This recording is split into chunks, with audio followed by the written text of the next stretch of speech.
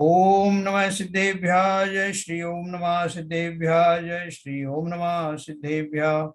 मंगलम भगवान वीरो मंगलम गौतम मोहिनी मंगलम कुंद कुंदाद्यो जैन धर्मोस्तु मंगलम। सर्वमंगल मांगल्यम सर्व कल्याण कारकम प्रधानम सर्वधर्माणां जैनम जयतु शासनम। जैनम जयतु शासनम जैनम जयतु शासनम। ज्ञानार्णव ग्रंथ के सम्यक दर्शन वाले भाग में हम लोग हैं, जो कि ध्यान के अवयवों में से एक है।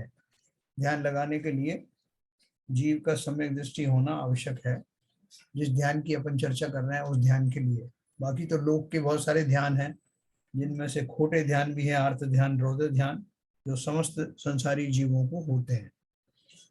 तो हम जो बात की चर्चा कर रहे हैं वो उस ध्यान की कर रहे हैं जो हमें मुक्ति के मार्ग पर ले जाने वाला है। तो उसमें हमने संक्षेप से ध्यान का वर्णन पढ़ा, मध्यम रुचि वालों के लिए भी सम्यक उसका ध्यान का स्वरूप पढ़ा। उसके बाद किस किस को ध्यान नहीं हो सकता ये हमने पढ़ा। गृहस्थ अवस्था में पूरी तरह से ध्यान उस जाति का हो नहीं सकता।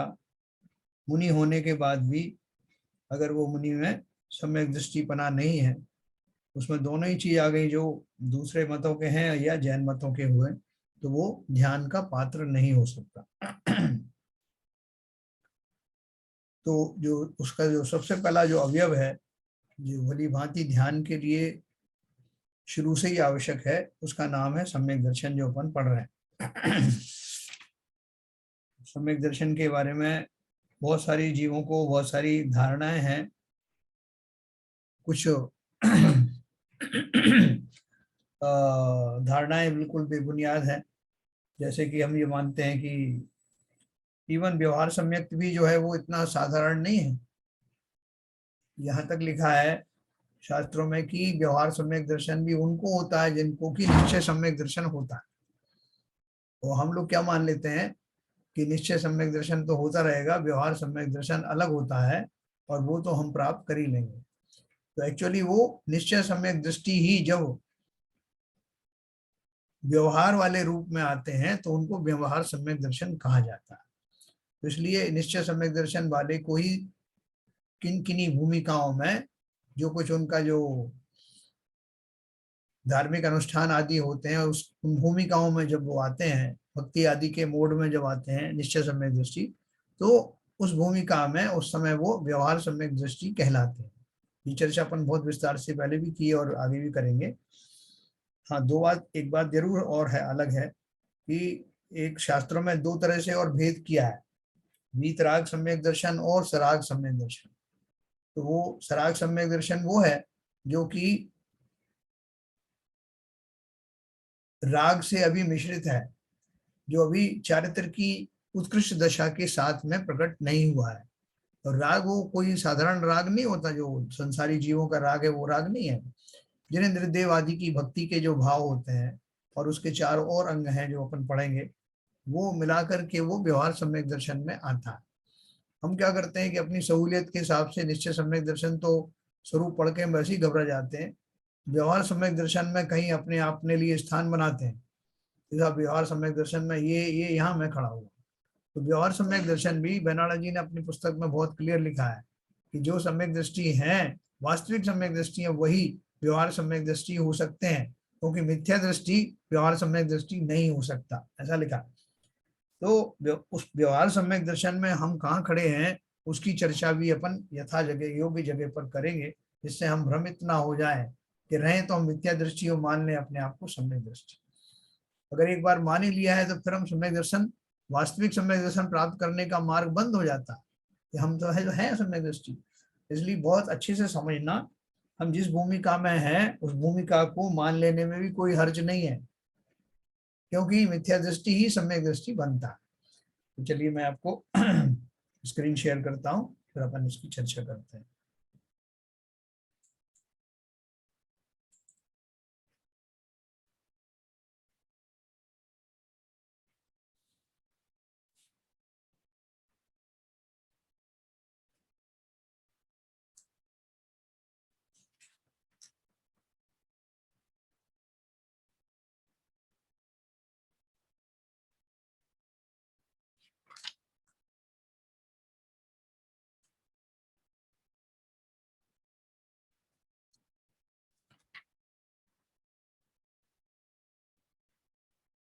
हाँ,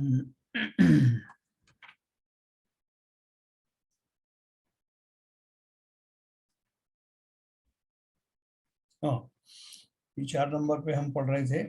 ये 4 क्या है एक्चुअली, जो हमने कल जो पढ़े थे 7, ये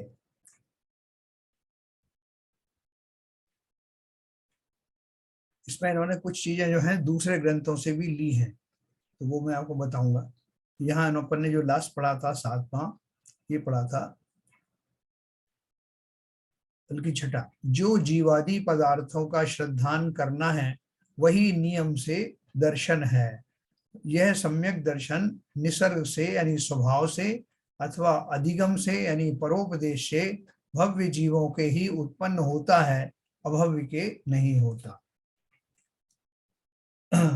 तो लोगों में इस बात को लेकर के शंका हो जाती है कि हम भव्य हैं कि अभव्य हैं, तो बोल रहे हैं कि घुमट सार में लिखा है कि चिंता करने की जरूरत नहीं है, भव्य जीवों की संख्या अभव्यों के मुकाबले में बहुत ज्यादा है, बहुत ज्यादा है। तो इसलिए, और हम उसमें, अपन तो भीड़ तंत्र वाले हैं ना, जहाँ ज्यादा उसमें चले जाते हैं, तो अपन निश्चित ही भव्य हैं। उसका दूसरा लक्षण बताया कि जिन जीवों को जिन धर्म में रुचि है, आत्मा की रुचि है, वो अवश्य ही भव्य जीव है। तो दोनों लक्षणों के द्वारा भी हम भव्य हैं, इस तरह, इसलिए इस तरफ से तो निश्चिंत हो जाना। अब चूंकि मैं भव्य हूं और मैं मोक्ष जाने के योग्य हूं, ये जान करके आलस्य मत करना, बल्कि ये जान करके और जोश से भर जाना। अच्छा, मैं ये कर सकता हूं तो अवश्य करूंगा। तो ये हमने पढ़ा, जीवादि पदार्थों का श्रद्धान करना वही नियम से दर्शन है। कितना संक्षेप में बताया। जीवादि पदार्थों का श्रद्धान करना मैंने आपको कल भी बताया था कि जितने भी पदार्थ हैं, पदार्थ में वो 9 पदार्थ गिने जाते हैं, 7 तत्व आते हैं, 9 पदार्थ आते हैं, 6 द्रव्य आते हैं। ये सब जो है हमको जानना, भली प्रकार जानना, पूरी श्रद्धा से जानना, और श्रद्धा से जानने का अर्थ क्या है, वैसा मान लेना, ये वास्तव में श्रद्धान है और यही सम्यक दर्शन है। उसमें जब मैं मानूंगा तो उसको जानूंगा, और जानूंगा तो उसका स्वरूप को भली प्रकार से हृदयंगम करूंगा, उसका नाम ही सम्यक दर्शन है। जब वैसा मेरा जानने का स्वभाव बन जाएगा, वैसा जानने की मेरा दृष्टिकोण हो जाएगा, तो वो दृष्टिकोण से सभी वस्तुओं को भली प्रकार जानूंगा कि कौन सा जीव है, कौन सा अजीब है, कौन सा पुद्गल है, कौन सा और दूसरे द्रव्य हैं, और मैं कहाँ खड़ा हूँ, मेरा अंदर में ऐसा ऐसा क्या क्या होता है, ये सारी चीजें विस्तार से जब भली प्रकार जानूंगा तो यही तो सम्यक दर्शन। अभी मेरी दृष्टि में क्या है कि मैं सब गोल मोल कर करके बात करता हूँ, जीव को अजीब से मिला देता हूँ, अजीब को जीव से मिला देता हूँ, बाकी द्रव्य भी कहीं भी घुसा देता हूँ। तो उन वस्तुओं का भली प्रकार न जान पाने के कारण शरीर जैसी पुद्गल पिंड को भी मैं अपना कहता हूँ। न केवल कहता हूँ, बल्कि आज तक मानता आया हूँ, और आगे भी जब तक दृष्टि निर्मल होगी नहीं तब तक ऐसा ही मानता रहूंगा, और मेरा सारा उपक्रम, सारा पुरुषार्थ उसी दिशा में ढलता रहेगा। तो सम्यक दृष्टि होने के बाद में, दृष्टि का सही पना हो जाने के बाद, कौन मैं हूँ, मेरा क्या है, मेरी जो है ड्यूटी कितनी है, कौन से मेरे कार्य हैं, कौन से दूसरे द्रव्यों के कार्य हैं, भली बात ही समझ में आता है। तो हम फिर किसी को किसी में मिलाएंगे नहीं, यही सम्यक दर्शन है। एक बार सम्यक दर्शन होने के बाद जब हमें ये ज्ञात हो गया कि कोई किसी जीव का, सभी जीव जो है इंडिपेंडेंट हैं, एक एक कण कण स्वतंत्र है, कोई किसी का भला बुरा कर नहीं सकता है, ये सब बेसिक सिद्धांत के परिप्रेक्ष्य में जब मैं अपना निरीक्षण करूंगा, आत्मनिरीक्षण करूंगा, दूसरे द्रव्यों को देखूंगा, तो मुझे किसी प्रकार का भी खेद, द्वेष, राग आदि होगा नहीं। ये उसका प्रतिफल है सम्यक दर्शन होने का। सम्यक दर्शन क्यों होना चाहिए? क्योंकि हम अभी अपने आचरण में बड़े कंफ्यूज्ड हैं। वो कंफ्यूजन दूर होने के लिए जीव की दृष्टि का सम्यक होना परम आवश्यक है। तो देखो, अपन वो बहुत मतलब इस बात में बहुत रस है कि मैं अभी तक जो है निरर्थक कार्य करता रहा, निरर्थक बातों पर लोगों पे क्रोध करता रहा, ईर्ष्या करता रहा, इस संसार में फंसा रहा, कहीं किसी से मान गशाय हो रहा है, कहीं क्रोध हो रहे। इस सब के पीछे क्या है? मेरा वस्तु के स्वरूप को समझना ना होना है।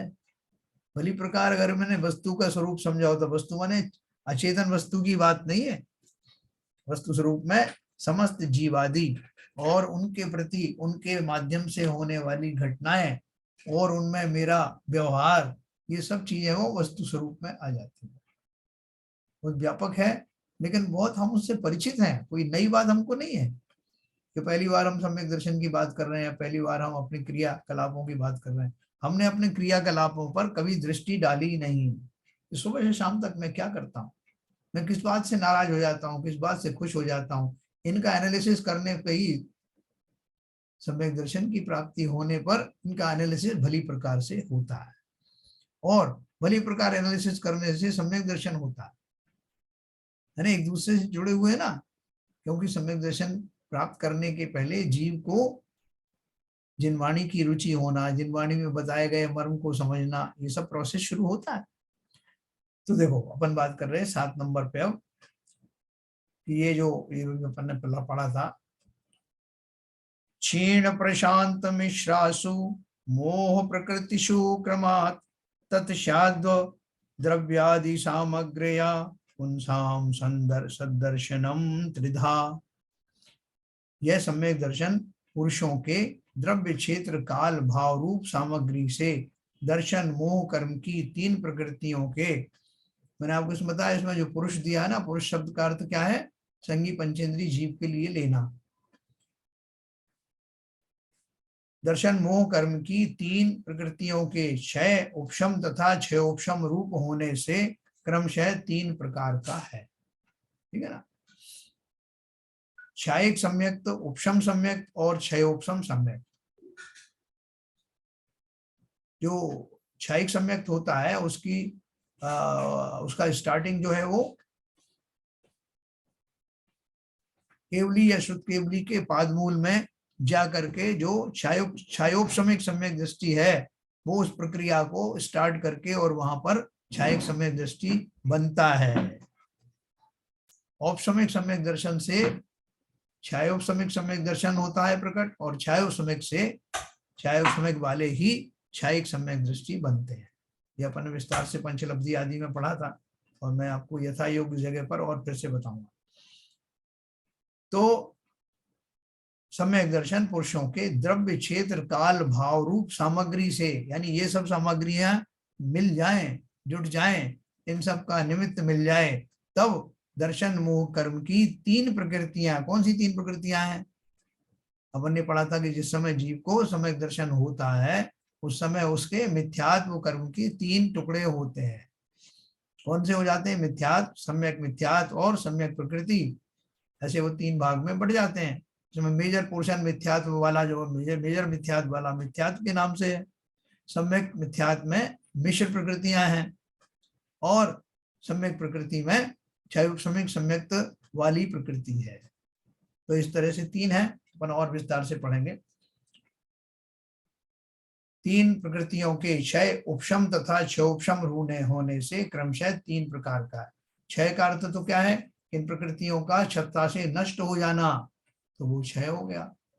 फिर उसमें से मिथ्यात्व का निकल जाना, या जो लास्ट वाली तीसरी वाली है ना सम्यक प्रकृति, उसका उदय होना और बाकी दूसरी का उपशम होना, तो क्षयोपशम सम्यक कहलाता है। और उपशम में खाली इन 3 प्रकृतियों का शमन हो जाना, क्षय ना होना, उतने काल तक, जब उपशम सम्यक का काल होता है एक अंतर्भूत का, उतने काल तक इन 3 प्रकृतियों का उभर कर नहीं आना, दबा रहना, शमन को प्राप्त होना, वो उपशम सम्यक कहलाता।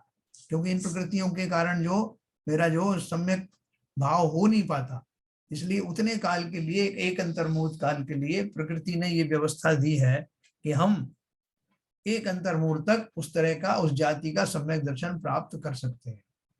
और वो सम्यक निर्मल होता है, क्योंकि सब जो है जितने सेडिमेंट्स हैं, जो भी अशुद्धियां हैं, वो बैठ गई। तो उस दशा में होने वाले सम्यक को उपशम सम्यक कहते हैं। उसका काल मात्र एक अंतर्मुहूर्त है। उस काल के बीत जाने के बाद या तो जीव मिथ्या दृष्टि हो जाता है, या क्षयोपशम सम्यक को प्राप्त करता है। क्षयिक सम्यक, उपशम सम्यक और क्षयिक सम्यक 3 प्रकार का सम्यक बताए। इसको अच्छे से समझना, और भले ही हमने पहले पढ़ा हो, अभी भी कोई शंका है तो अभी लास्ट में पूछना सब। उक्तम च ग्रंथांतरे, दूसरे ग्रंथों से, और इन्होंने कुछ लेके बताया है, वो मरसार आदि ग्रंथ से जो भी लिया होगा, तो ये अब उनको बता रहे हैं। भव्य है पर्याप्त कह संगी जीव है पंचेन्द्रियान्वित है काल लब्ध्यादिना युक्त है सम्यक त्वं प्रतिपद्यते सम्यक त्वमथ तत्वार्थ श्रद्धानं परिकीर्तितं तस्योपशमि तस्योप तस्योपशमिको भेदय छायिको मिश्र इत्यपि। जो मैंने आपसे चर्चा की, जो भव्य हो, पर्याप्तक हो, पर्याप्तक माना है जिसकी सभी पर्याप्तियां पूर्ण हो गई हों, मन सहित संगी पंचेंद्रिय हो, और काल लब्धि आदि सामग्री सहित हो, वही जीव सम्यक को प्राप्त होता है। क्या क्या मिला दिया इसमें, कि भव्य हो, सबसे पहले तो भव्य जीवों को ही सम्यक दर्शन होता है। पर्याप्तक हो, मतलब जो सभी छहों पर्याप्तियों का जिनको पूर्ण हो गई हो, वही तो जी सकता ना उतना लंबे समय तक हो, उसके अंदर सारे पर्याप्तियां हैं, तो पूरा डेवलपमेंट है। मन सहित हो, सैनी हो, मन सहित संगी पंचेंद्री हो, और देखो इसमें पुरुष नहीं लिखा, मन सहित संगी पंचेंद्री में त्रियंश भी आते हैं बड़े वाले, और काल लब्धि आदि सामग्री सहित हो। वो अपन ने 5 समवाय पढ़े थे ना, 5 समवाय जिसमें मिल गए हों, काल लब्धि भी एक समवाय है, और बाकी सब तो अपन जानते हैं। आदि सामग्री सहित हो, वही जीव सम्यक को प्राप्त होता। 7 तत्वों का श्रद्धान करना सम्यक दर्शन कहा गया है। उसके उपशम, क्षायिक और मिश्र, अर्थात क्षय उपशमिक, ये 3 भेद हैं। देखो 7 तत्वों का श्रद्धान कहने में तो बड़े संक्षेप में अपन ने कह दिया, लेकिन वो 7 तत्वों को का वास्तविक ज्ञान और श्रद्धान होना बहुत बड़ी बात है। इसमें क्या बड़ी बात है, आपने बताए थे उस दिन 7 नाम, तो 7 हम बता देते हैं लिस्ट में, जीव अजीव, बताओ, और जीव अजीव आश्रव बंध संवर निर्जरा और मोक्ष, तो ये बता दिए। अब तो दे दो हमको सम्यक दर्शन। आपने बोला था कि इनको जान लो 7 को, तो हो जाएगा सम्यक दर्शन। जान लो का अर्थ क्या है, कि खाली नाम पढ़ लेने मात्र से और नाम के अर्थ कर देने मात्र से, अर्थ भी ऊपर ऊपर से, वो श्रद्धान हुआ नहीं। मुझे तो अभी यही श्रद्धान नहीं है कि मैं जीव तत्व हूं। किसी से पूछ के देखो, बोले साहब ऐसा शास्त्रों में लिखा है, ऐसा है कि मैं जीव तत्व हूं, मगर साहब देखो अगर जीव ही मान लेंगे तो शरीर का काम कैसे चलेगा, या शरीर से मैं सब काम करता हूँ कैसे बंद हो जाएगा, शरीर हड़ताल पे चला जाएगा, ये मुझे कुछ मानते ही नहीं। जो शरीर की क्रियाएं हैं वो आत्मा की क्रियाएं नहीं है, जो आत्मा की है वो शरीर की नहीं है। भली भांति इस बात को समझना, क्योंकि देह और आत्मा दूध और पानी की तरह एक क्षेत्रावगाह है, इसलिए, और उनकी प्रक्रियाएं साथ में होती हैं, उसी शरीर में मैं रहता हूं, इसलिए हमें बहुत कंफ्यूजन है, और हम उस कंफ्यूजन को दूर करना भी नहीं चाहते। तो एनीवे अभी अपन करेंगे 7 प्रकृतियों के। अभी देखो इन्होंने 7 प्रकृति जो बताया, 3 भेद ये बताया, उपशम क्षायिक और मिश्र, अर्थात क्षय उपशमिक, ये 3 भेद है। अब देखो तीसरा बता रहे हैं सप्तानाम प्रशमात्म सम्यक क्षया दुभय तो अपि च प्रकृति नामित प्राहुस्त तत्र विद्यम सुमेधस है। मुंह कर्म की मिथ्यात्व, सम्यक मिथ्यात्, सम्यक प्रकृति मिथ्यात्, तथा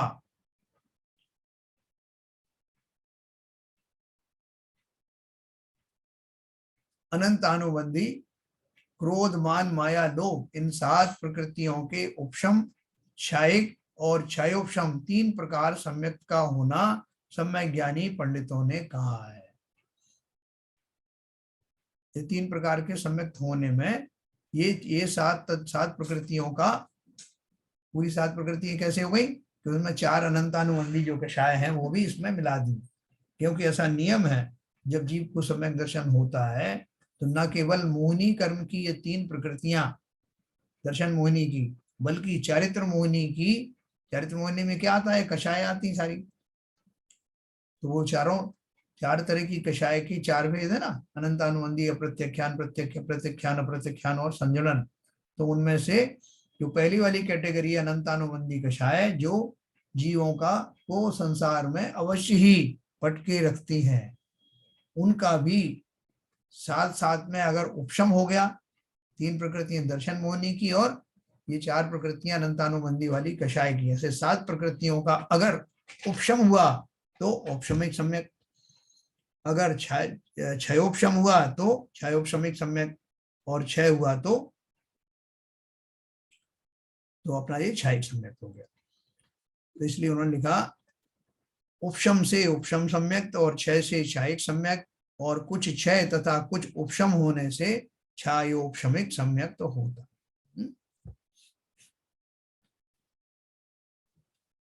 इसमें कंफ्यूज मत होना बिल्कुल। और ये सारी डिटेल हमारे पास में जो एक पुस्तक है ना, जैन धर्म जानिए, उसमें आपको ये मिल जाएगा। प्लस बहुत सारे लोगों ने ये कर्णान योग परिचय भी पुस्तक ली थी, उसमें भी है। तो थोड़ा सा अगर आप जो है इसमें रुचि लेंगे तो सब विस्तार से दिया हुआ। चौथा नंबर पे है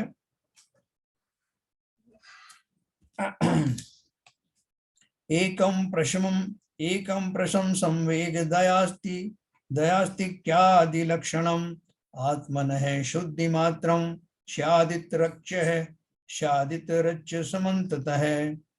एक सम्यक तो प्रशम संवेग अनुकंपा और आस्तिक के चिन्ह से चिन्हित है, जिसे सराग सम्यक तो कहते हैं।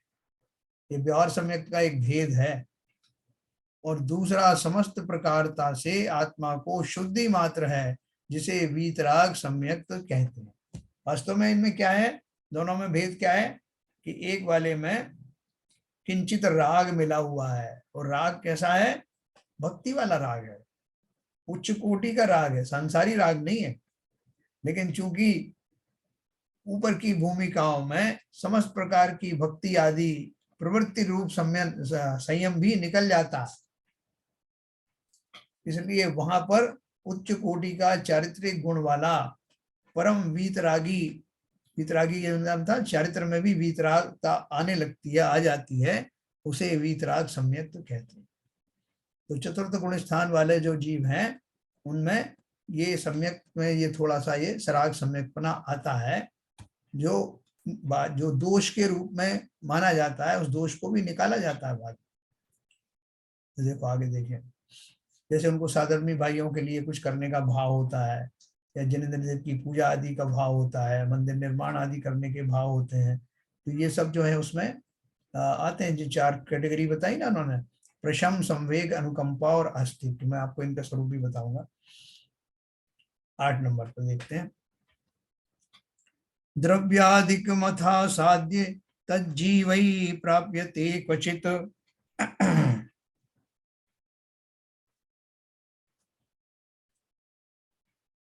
पंचविंशति मुत्सृज्य दोषाम इष्टशक्ति घातकम। अथवा यह सम्यक दर्शन द्रव्य क्षेत्र काल भाव रूप सामग्री को प्राप्त होकर तथा सम्यक दर्शन की शक्ति के घात करने वाले 25 दोषों को छोड़ने से कचित प्राप्त होता है। हाँ, सम्यक दर्शन का जो घात करने वाले, जो उसके विपरीत रहने वाले जो दोष हैं, उनको छोड़ने पर सम्यक दर्शन प्रकट होता है। यह सम्यक दर्शन द्रव्य क्षेत्र काल भाव रूप सामग्री को प्राप्त होकर, मतलब ये सब जब वस्तुएं मिलती हैं, 5 समवाय में ये सब चीजें भी आती हैं, ये सब इकट्ठी होती हैं, एक साथ संयोग मिलता है, और सम्यक दर्शन की को घात करने वाले जो दोष हैं, 25 दोष, वो निकलने के बाद में ही सम्यक दर्शन प्रकट होता है। उक्तम च ग्रंथातरे, और दूसरे ग्रंथों में क्या दिया इसके बारे में, मूल त्रयम मदाश्च चाष्टौ तथा अन्यायता तथा आनयत नानी षट अष्टौ शंकादयश्चेति द्रग दोषाः पंचविंशति। 3 मूर्ता, 8 मद, 6 अनायतन और शंकादि 8 दोष, इस प्रकार 25 दोष सम्यक दर्शन के कहे गए हैं। इनका नाम स्वरूप आदि शास्त्रों में प्रसिद्ध है, यहाँ ग्रंथ विस्तार के भय से नहीं दिया गया। तीन मूर्ता कौन सी है, सबको पता होगा? देव मूर्ता और शास्त्र मूर्ता और हाँ, देवगुरु शास्त्र से संबंधित है ना। और आठ मद कौन से हैं? 8 मद पढ़े थे ना अपन ने। देखो ये इसमें आपकी जो पुस्तक है ना, ये जैन धर्म जानिए, इसमें अपन ने ये सब पढ़ा था। 8 मद कौन कौन से होते हैं।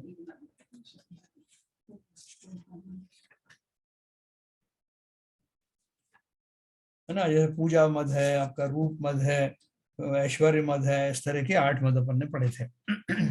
अभी अपन विस्तार से पढ़ेंगे इसमें फिर से, अभी संक्षेप में दिया उन्होंने।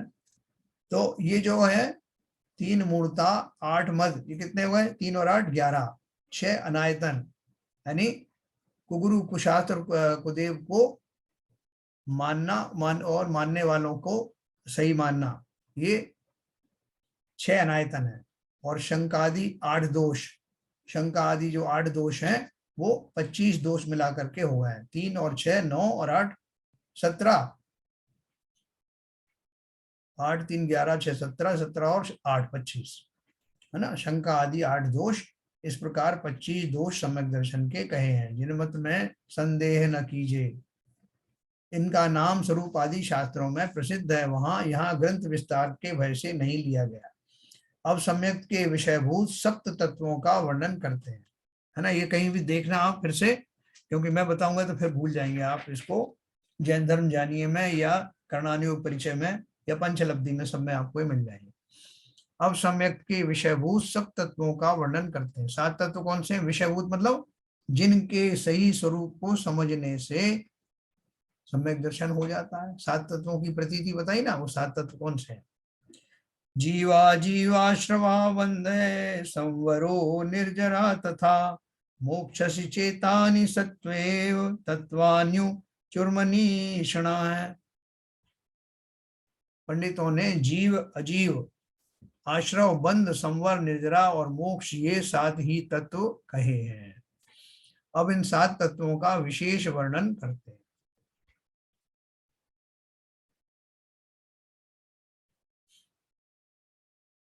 अनंत है सर्वदा सर्वो जीव राशिर्द्विधा स्थित है सिद्धेत रविकल्पेन त्रैलोक्य भुवनोदरे। इस 3 लोक रूपी भुवन में जीव राशि सदा काल सर्व यानी अनंत है, और वह 2 भेद रूप है, सिद्ध और संसारी, है ना। इसमें अपन ने वो जीव समास वगैरह के बारे में भी आया था, तो कितनी तरह के जीव हैं, उनके कॉम्बिनेशंस क्या हैं। कितनी तरह के जीव का मतलब क्या है? जीव द्रव्य तो एक ही है, लेकिन वो अलग अलग शरीरों में, अलग अलग गतियों में, अलग अलग योनियों में पाया जाता है, अलग अलग इंद्रियों का स्वामी होता है। उस अपेक्षा से ये अलग अलग जो 20 प्ररूपणाएं हैं या मार्गणाएं, 14 मार्गणाएं, उसमें माध्यम से अपन को देखने को मिलता है। जीव इस 3 लोक रूपी भुवन में, है ना, ये अपना जो चित्र है ना बाहर का, जो 3 लोक की रचना आपने देखी ना ये वाली, तो इसमें मध्य लोक, ऊर्ध्व लोक, मध्य लोक और पाताल लोक, तीनों लोक है ना। तो इन 3 लोक रूपी भुवन में जीव राशि सदा काल अनंत है। उसमें 6 डाला में है ना, 3 भुवन में जीव, और वह 2 भेद रूप हैं, एक सिद्ध तथा दूसरे संसारी।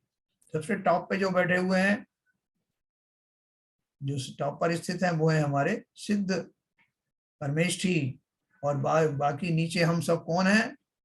संसारी परमेष्ठी। संसारी में अब देखो, संसारी के जो भेद है बताएंगे। इस बहाने से अपन को 7 तत्वों की बात कर रहे हैं ना अपन, 7 तत्वों का श्रद्धान करना, वो सावधानी से सुनना, क्योंकि इसके माध्यम से ही मुझे सम्यक दर्शन होने वाला है। और सम्यक दर्शन होने के बाद मैं किंचित रूप से ध्यान का पात्र बन जाऊंगा, ध्यान करने का। अपन उसके लिए सब पढ़ रहे हैं। तो उन 2 भेदों में से जो सिद्ध है, हाँ ये मैं पढ़ूंगा 11 नंबर पे। ये इस तीन लोक रूपी भुवन में जीव राशि सदा काल अनंत है और वह दो भेद रूप है, सिद्ध तथा संसार। सिद्धस्त्वेक स्वभाव स्याद दृग्बोधानंद शक्तिमान मृत्युत्पादादि जन्मोत क्लेश प्रचय विच्युत है। उन दो भेदों में से जो सिद्ध हैं सो तो दर्शन ज्ञान सुख वीर सहित एक स्वभाव है और मरण जन्म आदि सांसारिक क्लेशों से रहित है। क्या बता रहे हैं? जो दो भेद में से जो जो सिद्ध जो जीव हैं उनके बारे में क्या बताया? दर्शन ज्ञान सुख वीर सहित एक स्वभाव है। समस्त जीवों का एक जैसा स्वभाव हो गया है। कैसा हो गया है कि जिनके अनंत ज्ञान अनंत दर्शन अनंत सुख अनंत वीर प्रकट हो गए हैं, वो सब सिद्धों के रूप में प्रकट होते हैं। और उनको और क्या होता है? जन्म मरण आदि सांसारिक क्लेशों से रहित होते हैं। कल रिवीजन है, अपन ने सब पढ़ा है ऐसा।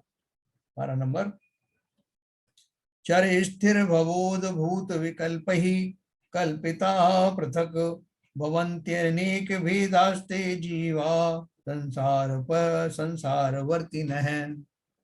और संसारी जीव त्रस और स्थावर रूप संसार से उत्पन्न हुए भेदों से भिन्न अनेक अनेक प्रकार के हैं। संसारी जीवों के भेद क्या है? वह सिद्धों के तो कोई भेद नहीं है, सिद्ध तो सब एक जैसे हैं। तो संसारी जीवों के अलग अलग भेद हैं। तो किस अपेक्षा से भेद हैं? संसारी जीव में या तो त्रस होंगे या स्थावर होंगे। मुख्य रूप से कैटेगरी दो ही है। भिन्न भिन्न अनेक अनेक प्रकार के हैं और स्थावर 5 प्रकार के हैं। उनके भी अलग अलग प्रकार हो सकते हैं। वो सब अपन ने पढ़ा।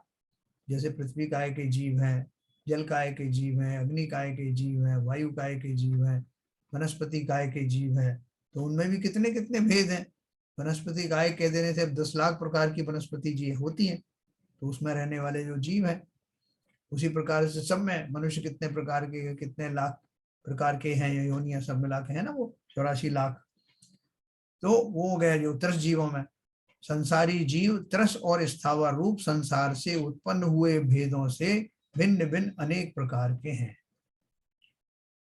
84 लाख भी प्रकार की योनियां हैं, जन्म स्थान है। उनमें एक एक योनि में कितने कितने जीव हैं, वो गिनती में थोड़ी है, अनंत जीव है। 13 नंबर पढ़ेंगे। पृथिव्यादि विभेदेन स्थावरा पंचधा मता त्रसास्तवेक भेदास्ते नाना योनि समाश्रिता। ये बहुत संक्षेप में हमारा रिवीजन हो रहा है ना। तो इसको पढ़ करके आपको अगर रुचि हो, और रुचि होना चाहिए, तो जो अपने पास जो घर पे मसाले रखे हैं उनमें से अवश्य देखना। संसारी जीवों में स्थावर जीव पृथ्वी अप तेज वायु और वनस्पति भेद से 5 प्रकार के हैं, है ना। अप माने जल, तेज वायु और वनस्पति। और त्रस द्वेन्द्राधिक भेद से अनेक भेदों रूप हैं तथा अनेक प्रकार की योनि के आश्रित है। मैंने पढ़ा था कितने कितने जो है उत्पत्ति स्थान होते हैं। 84 लाख योनि अपन ने पढ़ी ना, जहाँ जीवों का जन्म होता है। उनके भी बहुत सारे भेद हैं, उपभेद हैं 5 प्रकार के। तो ये स्थावर अपन ने पढ़े, पृथ्वी काय के, वायु काय के, जल काय के, अग्नि काय के, जिन जीवों को हम अकारण ही मारते रहते हैं। हम कहते हैं अहिंसा परमो धर्मा, लेकिन ये पंच स्थावर के जीवों का हम बहुत दुरुपयोग करते हैं। हमें तो पता ही नहीं चलता कि वो कहाँ हैं, क्या हैं, क्यों रहते हैं, मर जाते हैं, कब मर जाते हैं, हमको पता ही नहीं, क्योंकि हम पता करना भी नहीं चाहते। सबसे ज्यादा हिंसा हम किसमें करते हैं? जल में। जल काय के जीव जहां हम उनको बचा सकते हैं, कितना जल हम बर्बाद करते हैं, कितना कितना हम प्रयोग करते हैं जल का। तो लोग खाने पीने आने की तो बात बहुत ज्यादा है, उसके अलावा भी अभी अभिषेक कर रहे हैं प्रतिमाओं का। नई नई प्रतिमाएं जो है बनाई गई और उनका जो है पंच कल्याणक हो रहे हैं, उनका अभिषेक हो रहा है। तो इतना जल बहाया जा रहा है और कई कई महीनों तक जो है कलश के वो चलती रहती है बोलियां। उसके माध्यम से जो अभिषेक होता है, जो जल विसर्जन होता है, जो गंधोदक जिसे माना जाता है, जिसकी एक बूंद ही बहुत काफी है, पर्याप्त पवित्र मानी जाती है, उसका कितना कितना जल सैकड़ों कलश भर भर के जो उसके ऊपर ढाया जाता है और वो गंदोदक बन करके नालियों में जाता है। तो न केवल उसका उसकी विराधना होती है, बल्कि उसमें स्थित कितने ही जीव, जलकाय के जीव तो मरते ही मरते हैं, त्रसकाय के जीव कौन उतने जल को छानने वाला है, कौन प्रासुक करने वाला है। प्रासुक भी कर लिए तो फिर उनमें त्रस जीव थोड़ी देर बाद पैदा हो जाते हैं। जल के माध्यम से होने वाली हिंसा बहुत ज्यादा है। नहाते हैं तो हमें पता नहीं हम कितनी बाल्टियों से नहा रहे हैं, छेने से नहा रहे हैं, छने से नहा रहे हैं, गीजर में नहा रहे हैं, कितने तो उबाल देते हैं अपन गीजर में। अपन को स्वयं को नहाने में एक बाल्टी पानी की जरूरत है, लेकिन गीजर में उबलता रहता है, कितने जीव मर जाते हैं। उसकी बजाय एक भगोने में अपना थोड़ा सा पानी अगर मान लो जरूरी है गर्म से, तो छान करके उतना गर्म करके उतने से काम चला लेना। जितना लिमिट करोगे उतना अपने लिए ही हितकारी है।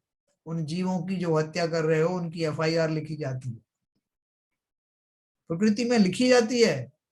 कितने जीव जो इस मूर्ख ने अपनी मूर्खता के कारण, अपने प्रमाद के कारण मार डाले, वो हिसाब में लिखा जाता है। इसी तरह वनस्पति काय का है, कितनी प्रकार की वनस्पति हैं, 10 लाख वनस्पतियां, 10 लाख प्रकार की वनस्पतियों को मैं अगर संयम धारण नहीं करूं तो उतनी वनस्पति के की विराधना का दोष मुझे लगता है। चलते फिरते कुछ भी खा लिया, कुछ भी तोड़ लिया, कहीं की पत्ती उखाड़ दी, कितने भी पेड़ों का संहार कर दिया, है ना। ये जो टिश्यू पेपर, अखबार, ये सब का निर्माण कहाँ से होता है? वनस्पति काय के जीवों के शरीर से। अपन तो यूं ही करते रहते हैं साहब, हर चीज में अपने वो वस्त्र आदि भी किससे बनते हैं। ये सब चीजों में बहुत सावधानी रखना, क्योंकि ये सब मेरे खाते में लिखे जा रहे हैं। उतना ही परिश्रम करना पड़ेगा उन कर्मों को निकालने में।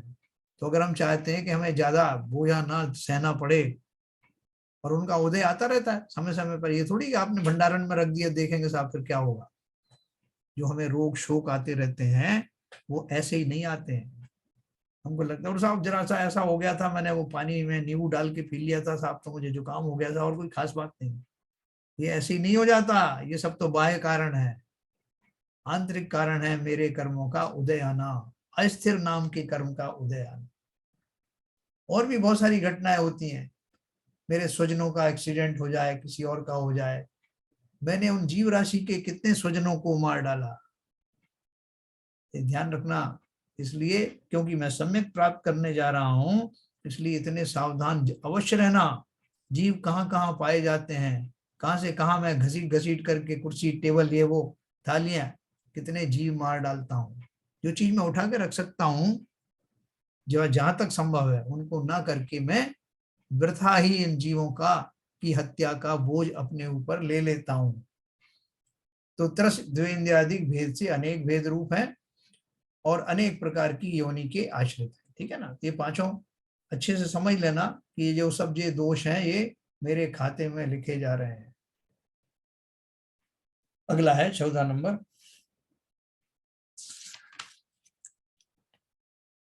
चतुर्धा गति भेदेन भिद्यन्ते प्राणिनः परम मनुष्यामर्तिर्यंचो नारकाश्च यथा यथम। और संसारी जीव गति के भेद से मनुष्य, देव, तिर्यंच और नारक 4 प्रकार के हैं, है ना। 4 प्रकार के में संसारी जीवों गति की अपेक्षा से, जो मार्गना अपन पढ़े ना, गति मार्गना है, भव्य मार्गना है, और ये सब जो इंद्रिय मार्गनाएं हैं, मतलब ग्रुपिंग की गई है। जैसे अपन मनुष्यों में ग्रुपिंग करें ना, आप बताओ साहब इनमें से कितने स्त्री हैं कितने पुरुष हैं। फिर पुरुषों में आपने भेद किया, कितने इंजीनियर हैं, कितने डॉक्टर हैं, कितने जो है और दूसरी चीज है। फिर उसमें भी कितने जो है डॉक्टर हैं, तो डेंटिस्ट कितने हैं, आंखों वाले कितने, बना ऐसे भेद कर नहीं पाए। तो ये सारी जो भेद उसमें किए गए मनुष्यों के, फिर अब गति अपेक्षा से भेद किए गए। पहले तो अपन ने किया था उनका जो है वो स्थावर है कि ये उनके जो शरीरों की ये स्थिति है इंद्रियों की अपेक्षा से। फिर ये गति की अपेक्षा से, गति क्या है, 4 गति होती है, मनुष्य, देव, तिर्यंच और नारकी, 4 प्रकार से है। मैं एक क्लास पढ़ूंगा 15 नंबर पे। भ्रमन्ति नियतं जन्म कांतार कांतारे कल्म शाशयाः दुरंत कर्म संपात प्रपंच वश वर्तिनः। ये पापाशय रूपी संसारी जीव दुरंत कर्म के संपात के प्रपंच के वशवर्ती होकर संसार रूपी वन में निरंतर भ्रमण करते हैं। वो बोल रहे हैं कि संसार में इनके भ्रमण का कारण क्या है, जो अपन ने अभी पढ़ा, पापाशय रूपी संसारी जीव, मेरे आशय में ही पाप भरा हुआ है। और आशय क्यों खोटा है? क्योंकि मैं जिस शरीर को अपना मानता हूं उसको प्रसन्न करने के लिए, उसको संतुष्ट रखने के लिए ये सारे उपक्रम करता हूं। मुझे नहीं मालूम कि ये सब पाप की श्रेणी में आते हैं। पाप कौन से होते हैं? 5 पाप है ना, बताओ कौन कौन से पाप है 5? हिंसा, झूठ, चोरी, कुशील और परिग्रह।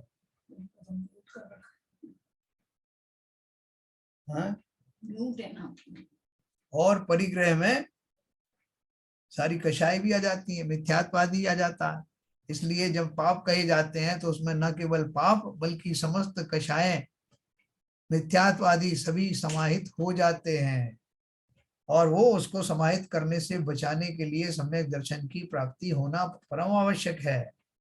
इसलिए वो सब एक दूसरे से जुड़े हुए हैं। ये पापाशय रूपी संसारी जीव दुरंत कर्म के संपात के प्रपंच के वशवर्ती होकर, ये सारा प्रपंच रचा रखा है कि साहब क्या करें, हम तो जो गृहस्थी है, आरंभी हिंसा तो हमारी होती है साहब, उद्योगी हिंसा भी हमारी होती है साहब, वो संकल्प हिंसा हम करते तो नहीं है, वो हो जाती बात अलग है।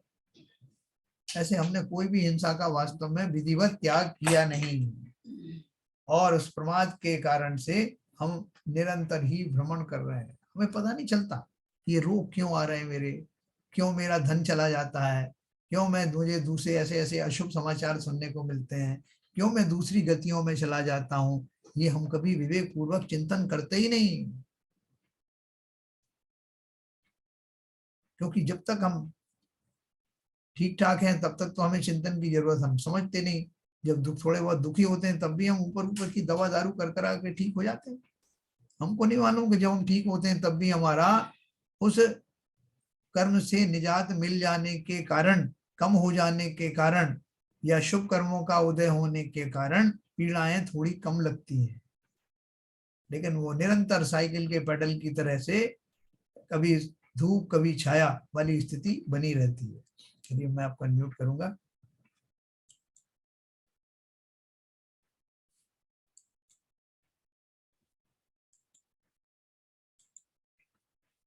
हाँ सर, तो बहुत कम स्ट्रेंथ है। मेरा तो इतना ही कहना है सर। हाँ। ये 5-7 दस्तों में पूरा जो है जिनवाणी का निचोड़ भर दिया है। जितनी कर्म की प्रगतियां हैं, जितने पाप हैं, जितने कषाय है, सबका इसमें समावेश हो गया है। बिल्कुल, उन्होंने और बहुत संक्षेप में दिया है हालांकि, लेकिन हाँ सही है। क्या आप कह रहे हैं ना, हाँ उसका अलग से अध्ययन होना चाहिए रूटीन में, रेगुलरली। बराबर। मीन्स यहाँ पे हम सुन के चले गए, इसके बाद जो है फिर कल बस्ता है यहीं पे खुला है, ये स्थिति नहीं होनी चाहिए। और वैसे भी आरपी जन साहब याद करके भी क्या कर लेंगे, यदि हम मानेंगे नहीं, पालन नहीं करेंगे, तो यदि हमको याद भी हो जाए, 7 तत्व याद हो जाए, 5 पाप याद हो जाए, 25 दोष याद हो जाए, लेकिन वास्तव में यदि उनका ध्यान रखते हुए कषायों को कम करते हुए चलेंगे, जब ही कुछ कार्य होगा। यदि हमको याद भी हो जाए, रट भी जाए और हम फटाफट बोल भी दें, तो उससे कुछ विशेष फर्क पड़ने वाला नहीं ना। लेकिन जैसे आप कह रहे हैं ना, सावधानी तो आवश्यक है हर तरह के व्यवहार में। तो शायद थोड़ा बहुत कमी जैसी तो कमी तो हो जाएगी,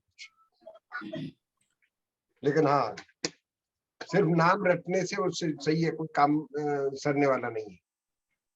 देखो ये 5 स्थावर की मैंने आपको बताया जो हिंसा होती है, जल के माध्यम से, वनस्पति के माध्यम से, अग्नि के माध्यम से, है ना। पृथ्वी पर जो कितने जीव होते हैं, बहुत सूक्ष्म सूक्ष्म जीव होते हैं।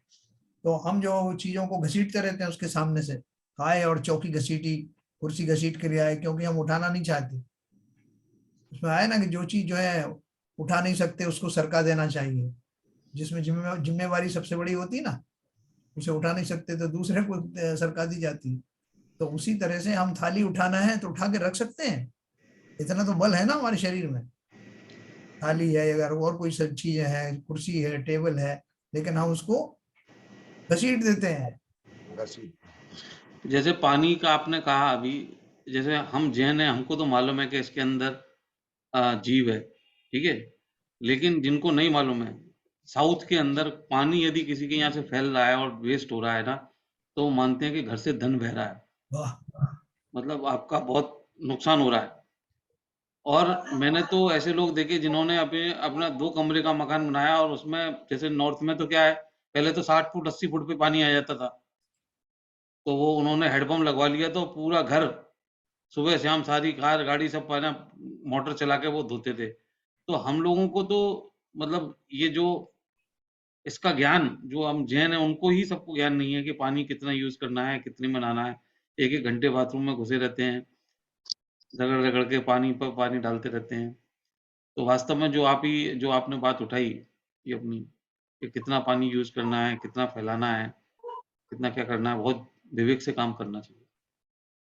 तो अपन अपन जो और धार्मिक क्रियाओं में भी, चलो आपको गृहस्थी में भी थोड़ा सा जरूरत पड़ती है पानी की एक्स्ट्रा की, वो मान लेते हैं, लेकिन धार्मिक क्षेत्रों में जैसे मैंने आपको अभिषेक के माध्यम से बताया कि एक लुटिया पानी में आपके भाव जो है बन जाते हैं। उसके लिए जरूरी थोड़ी कि आप जो है 8-10 कलश और लेकर के वो बड़े बड़े कलश से ही उनका वो करें, स्नान कराएं। दूसरा ये जो पंच कल्याणक आदि के मैंने बताया, कोई नई प्रतिमाएं बनती है तो वहां भी ऐसे ही किया जाता है। कितने जीव उसमें दूर दूर के नालियां बहती हैं, तो वो जीव कितने मरते हैं। आप बोलो साहब मैंने तो प्राशक कर लिया था, मैंने तो छान लिया था। वो जल जहां जहां जाता है हम अपने यहाँ देखते हैं कि वो घड़ा भर जाता है, जो उसको फिर बोलते हैं किसको क्या करूं साहब, वो क्यारियों में डाल दे पेड़ में। और किसको बोल दिया, आपके कोई माली वाली को बोल दिया, और वो गया तो जिस पेड़ में सैकड़ों चींटियां घूम रही थी, मक्खी मच्छर बैठे थे, उसमें आपने निश्चिंत होकर उसने उसमें पानी डाल दिया कि हम लोगों ने कहा है कि पानी वहां डाल के आना। हम पंचकल्याणक हुए थे, कई जगह हुए थे, और आप सबने देखा है कि सबने जैसे कलश लिए, किसी ने 5,000 का, किसी ने 10,000 का लिए, और ऊपर जाके कलश से पानी डाल रहे हैं, पूरे बड़े बड़े कल से। और नीचे कहाँ जा रहे हैं, नालियों में जा रहे हैं, कैसे जा रहे हैं, हमें कोई मिस किसी को परवाह नहीं है उसकी चीज की। अब किसी को कहो इतना बड़ा कलश लेके गया है, उससे बोलोगे यार बस बहुत है, बस 2-4 बूंद डाल दो या आधा कलश डाल दो बहुत है। भाई साहब 1,000 रुपए दिए कलश के, क्या बात कर रहे हो, अब आधा कलश कैसे डालें। आजकल 1,000 में कहाँ कलश आते हैं साहब। जो भी तो जितना भी दिया है। लेकिन आप ये कह रहे हो जैसे अभी जो 6-6 महीने 8-8 महीने कलश चलते हैं, जो बड़ी मूर्तियां जो बनती हैं, हाँ जी जैसे अभी माघी दुंगी में चला था, करीब साल भर तक कलशा चलते हैं, दिन रात कलशा चलते रहते हैं, हाँ, मतलब दिन रात, मतलब सुबह, मतलब ऑलमोस्ट रोजाना 1000-1500 आदमी कलश करते हैं और भर भर के करते हैं कलश। देखो और भ्रम भ्रम कैसा है, जो कलश कलश कराने के जो फैसिलिटी देते हैं उनको लोभ आता है कि जितने दिन चालू रहेगा उतने दिन पैसा आएगा। और बोले साहब मैं अपने लिए थोड़ी ले रहा हूँ पैसा, मंदिर के लिए ले रहा हूँ। तो वो हमारा जो राग का जो स्थान शिफ्ट जरूर हो गया, लेकिन हमारी जो राग की प्रवृत्ति है, धन आदि कमाने की प्रवृत्ति है, किसी भी कीमत पर कितने ही जी मरने दो, वो आना चाहिए। मुझे सेटिस्फेक्शन इसलिए हुआ कि मेरी प्रवृत्ति आज भी धन कमाने की है, भले ही वो माध्यम बदल गया हो। बहुत हम आनंदित होते हैं, बहुत आनंद। ट्रस्टी लोग हम सब जो व्यवस्थापक हैं साहब, भाई इतना और बढ़ा दो डेट साहब इसकी, और धन आएगा। क्या करोगे उस धन का, करते भी नहीं कुछ उसका, यूं ही पड़ा रहता है। ये तो गनीमत है, स्थावर जी की बात हो रही है। और ये संबत शिखर में एक बार दीपक जलाए थे, हाँ हाँ हाँ, बराबर। लाखों चले थे और लाखों चतुर्वेदी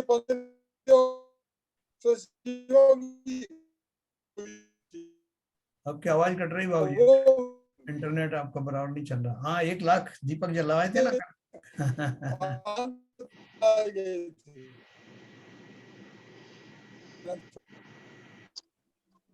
नहीं वो सब जगह ऐसे ही चलता है। अभी देखो अपने यहाँ भी एक प्रथा चल गई है कि इतने दीपक के साथ में आरती करना, उतने उतने दीपक के साथ करना, तो हम उसमें बड़े आनंदित तो होते हैं। कि साहब इतने करे तो बहुत भाव बने साहब, लेकिन किस कीमत पर हम वो कर रहे हैं ये सोचो। जरूरी नहीं हमारे उतने क्या बोलना चाहिए प्रोपोर्शन में, उस अनुपात में हमारे भाव बन रहे हों। भाव तो बने इतने से, लेकिन जीवों की कितनी हत्या हुई। मैं तो सीधा बताया कि भैया बनिया हो तो देखना, अपना फायदा नुकसान देखना, कितने किलो पाप बना और कितने किलो पुण्य बना। तो हम तो उसमें अपना वो लगा लेते हैं, नहीं साहब उसमें हमें बहुत फायदा हुआ साहब, ना एक एक दीपक जलाने के ऊपर हमारा इतना इतना लाभ हुआ। सोच के देखो कि क्या उन क्रियाओं से, क्या उन जीवों की आहुति दे करके हमारा कल्याण हुआ। क्या मैं एक या दो दीपक के माध्यम से वह भाव नहीं बना सकता। तो ये सब अपने अपने जीवों की समझदारी के ऊपर निर्भर करता है, किसको किस कैसी समझदारी, क्योंकि जाएगा हमारे खाते में, सीधी बात तो ये है। क्या ललित जी? सीवी जैन साहब का शायद इंटरनेट चला गया। नहीं सर, मैं सुन रहा हूँ पूरी तरह से। अच्छा हाँ मेरा इंटरनेट इंटरप्ट हो जाता है कभी कभी। हाँ, वो कम स्पीड वाला होगा शायद आपका। नहीं, मेरा इंटरनेट तो इंटैक्ट है। नहीं, इनका बाबूजी का। हाँ चलिए। लेकिन असावधानियां तो होती है सर, हैं? असावधानियां तो होती हैं, और हमारे प्रतिष्ठाचार्य भी कराते हैं, हमारे गुरु भी कराते हैं, हम भी कराते हैं। हाँ इस हाँ हर आदमी इसमें इन्वॉल्व है किसी न किसी रूप में।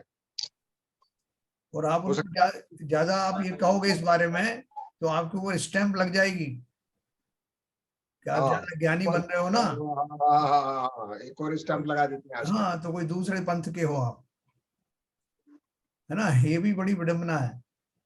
लेकिन अपन जो है, जब तक यहाँ इंडिविजुअल की बात है, क्योंकि धर्म जो है इंडिविजुअल का होता है, पर्सनल होता है। अगर हम इंडिविजुअली अपन सोचने हैं कि मैं इसमें इन्वॉल्व नहीं होगा, मैं दूसरों को उपदेश क्या दूं, मैं स्वयं इन क्रियाओं में इन्वॉल्व ना हो, कम से कम उसमें वो अपने आचरण में ले आऊं, तो कम से कम मेरा खाता तो, मेरी स्लेट तो साफ रहेगी ना। उतना भर रखना, दूसरे कर रहे करने दो। अभी देखो एक माता जी ने एक वो किताब लिखी है, अभिषेक रहस्य करके, मैं भी आज देख रहा था उसको। उन्होंने भी कितना क्लियर कट लिखा है कि जो ज्ञानवती माता जी ने? नहीं, माता विज्ञान जी, हाँ, विज्ञानवती माता जी ने। नहीं एक दूसरी माता जी की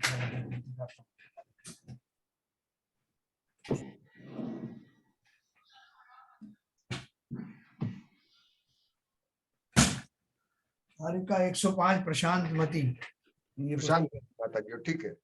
तो उन्होंने बहुत बढ़िया इसमें लिखा है कि गंधोदक कहाँ लगाना। तो आप सवेरे देखो, अब लोग आगे छाती पे भी लगा रहे हैं, आंखों में लगा रहे हैं, पेट पे भी लगा रहे हैं, और उनका बस नहीं चलता तो अगर कोई पैरों के घुटने वुटने खराब हो जाए तो घुटनों में भी लगाने लग जाए।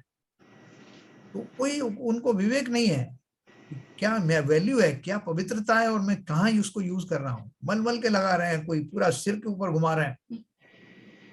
तो एक प्रश्न है, जी जैसे जब हम लोग गंधोदक लेते हैं मंदिर में, हाँ तो पहले जल से अपने हाथ प्रक्षाल करते हैं थोड़ा सा, हाँ हाँ फिर गंधोदक हाथ में लेके माथे पे और आंखों पे और गर्दन पे, तीन जगह लगाते हैं। नहीं, वो तो देखो सही जगह तो लगाने की सिर्फ माथा है, अच्छा, आंखों में कीचड़ होती है और बाकी सब जगह पे बहुत अशुद्धियां होती हैं। यहाँ मिनिमम अशुद्धि होती है, ये तो हम नहीं कह सकते कि माथा प्रासुक होता है, लेकिन फिर भी जो बाकी जगहों पे है वहां पे मैल उत्पन्न होता है, जैसे कान है, आंख है, मुंह है, ठीक है, गला है। कान पर तो खैर नहीं लगा, जैसे मतलब मेरा प्रैक्टिस ये था कि माथे पर, पलक पे और गर्दन पे। पलक पे पता भी नहीं नहीं, पलक किसी ने पे भी बताया तो नहीं। नहीं, पर ये चल रहा हाँ, ये पुस्तक मैंने अभी पढ़ा था, था। मतलब इसमें बहुत अच्छे से उन्होंने साइंटिफिकली लिखा है पूरा। कि किसी दिन मैं ये पुस्तक लूंगा यहाँ पर हाँ, तो सर सार्वजनिक। मेरी शंका ये है हाँ कि फिर गंधोदक लेने के बाद फिर मैंने देखा है कुछ लोग वापस जल लेके हाथ धोते हैं। हाँ, जल से हाथ धोना पड़ेगा ना। गंधोदक आपने लगा लिया, अब वो गंधोदक आपके हाथ में लग गया, पवित्र चीज है ना, उसको इधर उधर लगाओगे तो उसकी अवमानना होगी, इसलिए तो हाथों हाथ को। धो के वो फिर धुला हुआ पानी कहाँ गिरता है? वो अपन हाथ धोते हैं तो उसको थोड़ा सा दीवार पर, ऐसी जगह पर जो पैरों में ना आए, नहीं, मतलब मुझे तो लगता है कि जैसे अगर आपने हाथ में गंधोदक का अंश है हाँ और आपने जल उसमें डाला हाथ धोने के लिए, तो वो भी गंधोदक बन गया। नहीं, उस जल में मत डालो, चम्मच से लो जल। नहीं नहीं, आपने गंधोदक का अंश आपके हाथ में था, आपने हाँ जल लिया हाथ में हाँ डाला, ठीक है। अब जो हाथ में जल बचा आपके हाथ में वो भी तो गंधोदक है। हाँ तो ठीक है ना, वो जो आपने जब हाथ में पानी लिया तो वो धुल करके वो गंधोदक के कण जो है आपने ऐसी जगह पर उसका निस्तार कर दिया जहां जो पैरों में ना आए। अपन कुछ भोजन तो करते डाइल्यूट हो गया ना। हैं हाथ हाथ में ऐसा चला नहीं, गया। बात डाइल्यूशन की नहीं है, हाथ तो गंधोदक ही ना। नहीं तो गंधोदक चला गया चाहे ना, आपने उसका चाहे दो निस्तारण परसेंट कर हो या दिया। 1% हो। नहीं नहीं, गंधोदक था, मैं तो मानता हूँ गंधोदक था, हो गया वो जो जल था, लेकिन अब आपने उसको निस्तारण कर दिया नीचे तो वो सब चला गया ना, अब हाथ में तो नहीं रहा। हाँ, हाथ तो अपन फिर धोते हैं ना। कैसे हाथ हाथ कहाँ लगाए फिर? हाथ गीला कर लिया, आप क्या करें हाथ गीले हाथ को? हाथों में तो अभी नहीं हुआ ना, फिर उसको हाथ में लगा करके आपने उस जल को कहीं ऐसी जगह डाल दिया जैसे टेबल के नीचे है या थोड़ा दीवार पे, जो बह करके पैरों में नहीं आएगा। नहीं, ठीक है। पैरों में तो ऐसे ही थोड़ी देर में, अगर अगर बहुत कम ही गंधोदक लें तो अपने आप ही थोड़ी देर में एवोपरेट हो जाता है। हाँ मगर वो पानी से धोने में आपको क्या उसमें शुद्धि लग रही? वो पानी में नहीं, मेरे हिसाब से धोने की जरूरत नहीं है, क्योंकि आप अगर गंधोदक का अंश आपके हाथ में है, आपने पानी डाला, वो हाँ भी गंधोदक ही है। हाँ है ना, मगर वो आपने उसको नीचे कर दिया ना, अपने तो हाथ में तो नहीं तो रहा। गंधोदक को फिर कहाँ गिरा रहे हो आप? गंधोदक को आप जैसे पहले मान लो 100% गंधोदक था, फिर 10% हो गया, 5% हो गया, 2% हो गया, 1%, 0.1%, हाँ गंधोदक तो रहेगा वो। अरे एक तो सबसे बड़ी नहीं, बात है, मेरा अभी जैसे हम शुद्धि जरा सा जल लेके शुद्धि करते हैं तो हाँ कोई शुद्धि होती है उससे, लेकिन भाव है हमारे, जब मंत्र बोल के हम वो डालते हैं तो वो भाव हमारे ऐसे हैं कि उससे हम शुद्धि कर रहे हैं। हाँ वैसे ही गंधोदक लेने के बाद में थोड़ा सा ही 2 चुटकी पानी डाल के आपके ये भाव है कि जो हमने गंधोदक अपने हाथ में लिया था उसको साफ कर लिया, हाँ इससे अवमानना ना हो। ये उसके सब बाद भावों की बात है। इसमें कोई ऐसा नहीं, कोई साइंटिफिक रीजन जो आप निकाल लो वो निकल जाएगा, कर जाएगा। नहीं, हाँ मुझे तो लगता है हाथ धोने से अवमानना हो रही है, नहीं, अच्छा फिर एक एक बात मिनट धोने की बताओ, जरूरत नहीं है। एक मिनट एक बात एसपी जैन बताओ, साहब। हाँ रुकी रुकी, उस हाथ में जिसको आपने धोया नहीं है उस हाथ से आप भोजन करेंगे? वो तो नहीं, सूख मैं तो जैसे मैं क्या करता हूँ, मैं धोता नहीं, मैं सिर पे लगा लेता हूँ उसको, और थोड़ी देर में बहुत कम लेता हूँ और वो पानी वो गंदू तक एवोपरेट हो जाता है। नहीं, एक एक मेरा काउंटर क्वेश्चन है हाँ ललित जी, कि जब आप हाथ धोते हैं, आपके हाथ गंदे हैं, हाँ, गंदे हाथों में पानी लिया तो वो पानी गंदा हो गया, हाथ हाथ साफ कहाँ हुए? नहीं, मंदिर तो हम जाते हैं तो हाथ नहीं नहीं धोकर ही नहीं जाते हैं ना नहीं, जी। मेरा मेरा मेरा मेरा प्रश्न समझिए। हाँ आपके गंदे हाथ हैं, कोई और गंदे चीज से, हाथों में पानी और डाला। किसी चीज से हाँ गंदे हो गए हैं। हाँ, गंदे हाथ हैं, आप आए मंदिर में, मंदिर में जब आते हैं आपके हाथ अशुद्ध हैं और उसको पानी से धोया तो उस हाँ गंदगी से आपके हाथ पूरे और गंदे हो गए, वो पानी मिलके गंदगी और बढ़ गई, तो पानी कहाँ शुद्ध, आपके हाथ कहाँ शुद्ध हुए? कहने का मतलब ये है कि जो आपने गंदे तक लिया उसको पानी से डाइल्यूट करके, क्या कहते हैं, उसको निष्पादन कर दिया, जैसा जैसा आप बता रहे हैं। अगर वो हाथों में रहेगा तो सूख के आपने सर पे लगा लिया, हाथ फेर लिए, उनको धोया नहीं, तो हाथ आखिर में जो गंदोदक के कण तो आपके हाथों में रह गए ना, वो तो नहीं, वैसे वो भी तो तो सब धोले कहीं जा ही धोलेंगे। रहे ना, वो जमीन पे टेबल के नीचे आपने कर दिया, उसको नहीं थोड़ी नहीं, सी वो जमीन जा, पर ही जा कर रहे दिया। हैं, अवमानना तो जा नहीं रहे हुई हैं, ना उनकी? अवमानना तो नहीं हुई। टेबल के नीचे कौन सी शुद्ध जमीन है? अरे कम से कम आपके हाथ तो, हाथों से तो अशुद्ध शुद्धि होगा, हाथ में तो नहीं रहे वो गंदोदक। नहीं आप भाई अगर अब कर, आप हाथ दूसरा, तो अशुद्धि का काम है। हाथ अभी कभी आप कान खुजाओगे, कभी गर्दन खुजाओगे, कभी कहाँ खुजाओगे, यही तो तो मैंने हाथ तो कहा। बड़ा दूसरा अशुद्ध है आपका। हाँ हाँ तो हाँ हाथ दूसरा को ये है। आपने आपने एक बार गंदोदक लेके थोड़ा उसका निस्तारण जैसे किया, वो एक एक क्रिया है, तो जिससे ये भाव बनता है कि हमने जो गंदोदक शुद्ध जल लिया था, जिसको अपने माथे पे हमने ग्रहण किया और उसका निस्तारण कर दिया, तो अभी हमारा वापस हाथ हमारा नॉर्मल हो गया, अब हम उसको कहीं भी यूज कर सकते हैं। हाँ ये भाव है तो बस। वो तो साइंटिफिक बात, भावों के अलावा शैलेन जी, वो वास्तविक बात है। हाँ, अब आप जो गंदोदक जितना निकलता है हम्म, उसका निस्तारण निस्तारण करते हैं उसमें पेड़ में जाके। हाँ करेक्ट, अब पेड़ की जड़ें हैं, पेड़ की मिट्टी, वो भी तो शुद्ध है बिल्कुल अशुद्ध है। ललित जी। हाँ, तो मगर निस्तारण तो करते हैं ना। अच्छा, दूसरा मेरा प्रश्न ये है जैन साहब, यहाँ पर हाँ जो आप चंदन लगाते हैं हाँ सुबह, माथे पे लगाते हैं, कान पे लगाते हैं, गर्दन पे लगाते हैं, हाथों पे लगाते हैं, कई लोग पेट की टुंडी पे लगाते हैं, पेट के पीछे लगाते हैं। इसके ऊपर क्या आपका वो? नहीं, वो क्या है कि उसको सब लोगों के मन में ये रहता है कि ये जो जनरेट हुई हैं जो जो चीजें हैं उन सबसे मेरे रोग दूर हो जाएंगे, मैं निरोगी हो जाऊंगा, इस भाव नहीं से नहीं, लगाए देखिए जाते हैं।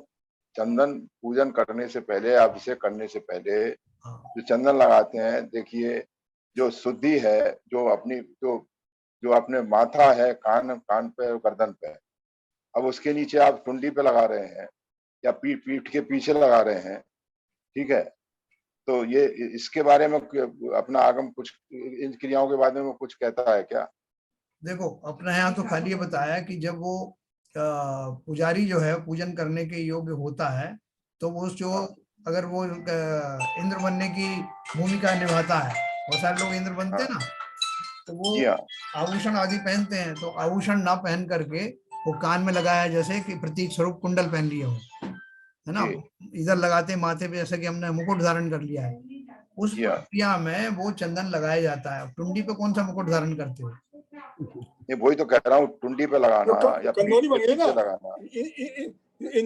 इंद्र जो है कंदौली की तरह पहनते हैं ना, तो आगे पीछे लगा के शायद आप बिल्कुल सही कह रहे हैं भाई साहब, सही साहब आपने बिल्कुल सही, अब तक हम जान ही नहीं पाए थे आगे ये चंदन क्यों लगाते हैं। हाँ अब चंदन का सही रूप आपने बता दिया। हाँ चंदन लगाना मतलब क्या, आभूषण पहनना, हाँ माथे में मुकुट लगा लिया, हाँ कानों में कुंडल पहन लिए, हाँ और जो आगे पीछे जो लगाया वो मतलब एक तरीके से सोने का जो इंद्र पहनते हैं ना हाँ कंदौली हाँ, टाइप की, उनका प्रतीक वो रूप है। कंदौली हो गई। हाँ और लेकिन कई बार ये पढ़ा भाई साहब कि ये 9 द्वार जो है बल्कि क्या उसका चंदन लगा करके शुद्धि की जाती, क्या कुछ समझ नहीं नहीं, वो देखो इसी तरह से किया जाता है। अब जो नाभि है ना, नाभि से नीचे का तो सर्वथा वर्जित है ही, हाँ नाभि में भी बहुत सारे जो है जीवाणु होते हैं। आगे और पीछे लगाते हैं, क्योंकि हमेशा से चला आ रहा है, इसका हाँ सही अर्थ कोई नहीं बता पाया अभी तक। नहीं, सही यही है, वो जो आभूषणों का प्रतीक स्वरूप जो है ना, उसको या कान में कुंडल बनते हैं। आप कहीं तक पहुंचे हो, उससे हाँ उससे मेल खा रहा है, लेकिन ये कहीं इसका कहीं विवेचन किसी भी शास्त्र में कहीं है नहीं। केवल इतना तो है कि कहाँ कहाँ चंदन लगाना चाहिए, उसके अंदर कहीं लिखा हुआ है सिर पे लगाना चाहिए, कानों में लगाना चाहिए, दोनों हाथों के पहुंचियों पे लगाना चाहिए, ये 9 जगह बताई हैं, तो 9 जगह लगा दे। लेकिन ये आपने बताया वो कहीं सिमिट्री तो बन रही है, लेकिन कहाँ तक है तो ये बात है। नहीं बाबूजी, वही प्रश्न मेरा था जो आप कह रहे हैं, उसी की सिमली में ढूंढ रहा था कि वो उसका कहीं इसमें अपने क्रियाओं के कहीं इसका उल्लेख है क्या? तो आपने बताया सिमली आभूषण पहनने की इंद्र की। हाँ ये कहीं तक मतलब कहीं तक अपील कर रही है ये चीज भाई साहब की, हालांकि लिखी नहीं है, लेकिन इनकी बात बताई हुई अपील कर रही है। नहीं, ये लिखी हुई क्या है, बहुत सारी जो जो लोकल पुस्तकें जो बनी है ना, उन पुस्तकों में आपको मिल जाएगा ये सब, जैसे अभिषेक कहाँ करना, कैसे करना, कालांतर में उसके क्या क्या दोष हो गए, ये सब मिल जाएंगे आपको पुस्तकों में। पहले जिनवाड़ियों में पीछे लिखा रहता था। हाँ, तो ये मिलेगा। और आप चाहेंगे तो मैं आपको इसका विस्तार भी बताऊंगा कि जो जो मैंने आपको बताया उसको और डिटेल में मैं आपको बताऊंगा। आशा तो है बताने, बताइए। तो चलिए साहब, समय हो चला हमारा, आज तो स्ट्रेंथ भी बहुत कम है, तो इसलिए जब जरा फुल स्ट्रेंथ होगी तब अपन ये सब जो टॉपिक है ना, ये पुस्तक भी मैं आपको पढ़ के सुनाऊंगा अभिषेक वगैरह के बारे में, अभिषेक रहस्य के बारे में। ठीक है सर, तो चलिए हमारी स्तुति करेंगे। मिथ्यातम नाश वेको ज्ञान के प्रकाश वेको आपा पर भास वेको भानु सी बखानी है। छह द्रव्य जान वेको बंध विधि भान वेको स्वपर पिछान वेको परम प्रमाणी है। अनुभव बताए वेको जीव के जताए वेको काहू न सताए वेको भव्य और आनी है। जहाँ तहाँ तार वेको पार के उतार वेको सुख विस्तार वेको यही जिन वाणी है। हे जिन वाणी भारती तो है जपू दिन रैन, जो तेरी शरण गए सो पावे सुख चैन। जिन वाणी के ज्ञान से सूझे लोकालो, सो वाणी मस्तक धरो सदा देते हैं धो, सदा देते हैं धो। जिनवाड़ी माता की जय। जय